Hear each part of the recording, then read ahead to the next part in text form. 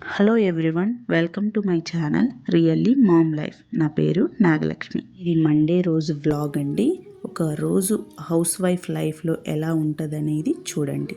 Early morning compulsory 4:10 are 4కి లెగవాలి. ఆ రోజు పూజకిన చేయాలనుకుంటే 3:30 3:50 కల్లా లెగవాలి. ఇల్లంతా మాప్ పెట్టేసి ఫ్రెష్ అప్ అయిపోయి ముగ్గు వేసుకొని పూజ చేసుకుంటున్నాను. నేను ఎప్పుడూ కూడా పూజ అనేది ఎర్లీగా చేస్తాను.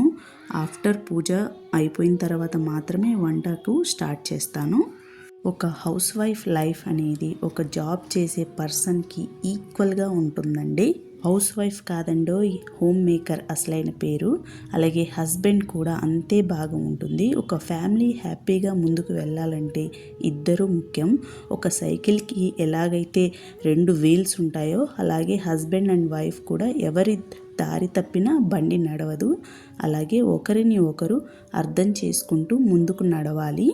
హస్బెండ్స్ కుటుంబం కోసం చాలా కష్టపడుతూ ఉంటారు. వాళ్ళ డ్రీమ్స్ను కూడా పక్కన పెట్టేసి పిల్లల చదువులని, ఇంటి ఖర్చులని, నెలవారీ కట్టాల్సిన ఈఎంఐలు, వాళ్ళకు ఆఫీస్లో ఎంత ప్రెషర్ ఉన్నా అవన్నీ తట్టుకొని సర్దుకొని జాబ్ చేస్తూ ఉంటారు.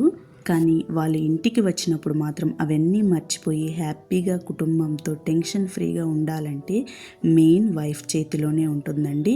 వైఫ్ అనే వాళ్ళు అర్థం చేసుకుంటే బాగుంటుంది. లేకపోతే వాళ్ళు తెచ్చే మనీని వీళ్ళు ఎంజాయ్ చేస్తూ వాళ్ళతో ప్రతిరోజు గొడవ పడుతూ ఉంటే వాళ్ళకు నరకమే.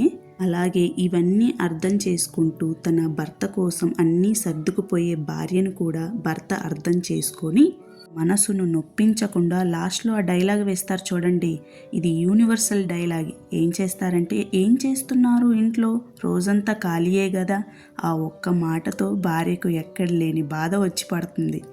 ఆ మాట మాత్రం ఎప్పటికీ సరదాగైనా అనకండి. వాళ్ళు లేకపోతే మీరు లేరు, మీరు లేకపోతే వాళ్ళ జీవితానికి అర్థమే లేదు. అయినా లేడీస్కి ఎప్పుడు మల్టీ టాస్కింగ్ చేయడానికి బాగా ఇష్టపడుతుంటారండి. ఎంత బిజీగా ఇంట్లో ఉన్నా వాళ్ళకి అదేంటో ఫీలింగ్, నేనేం చేయట్లేదే, మా వారికి ఏదన్నా ఫైనాన్షియల్ సపోర్ట్ చేస్తే బాగుంటుంది అని అనుకుంటారు. అలా ప్రతి ఒక్క హోమ్ మేకర్కి ఉంటుంది. ఆ తపన అనేది ఉంటుంది. బట్ కొన్ని పరిస్థితుల వల్ల పిల్లల కోసం అలా వాళ్ళ డ్రీమ్స్ని వదిలేసుకుంటూ ఉంటారు.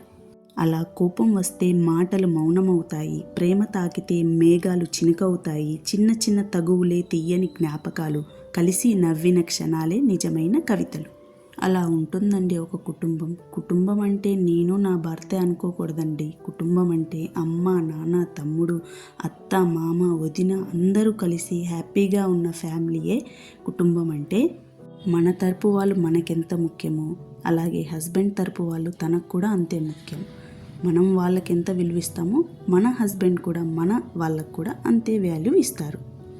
చూశారు కదా నా పనులు. ఉదయం మొదలయ్యి ఇంకా ఎండింగ్కి రాలేదు. హాలిడే లేని జాబ్ అంటే హోమ్ మేకర్దే అనుకుంటా. మండే కాబట్టి కొంచెం బిజీగా ఉందండి. ఈరోజు గుడికి వెళ్ళడం కూడా ఉంటుంది కదా, అందుకే ఎక్కువ పని అనిపిస్తుంది.